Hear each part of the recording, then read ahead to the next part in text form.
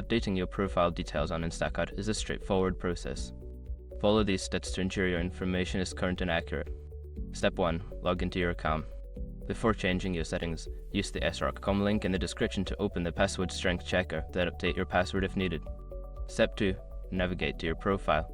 Once logged in, locate the menu icon, usually found in the top corner of the screen. Click on it and select Account Settings or Profile from the drop-down menu to access your profile details. Step 3. Edit your information. In the Profile section, look for options to edit your personal information such as your name, address, phone number, and payment methods. Click on the relevant fields to make changes. Step 4. Save your changes. After updating your details, ensure you save the changes. Look for a Save or Update button at the bottom of the page and click it to confirm your new information. Step 5. Verify your updates. To ensure your changes were successful, log out and then log back into your account. Check your profile to confirm that all the updated information is displayed correctly.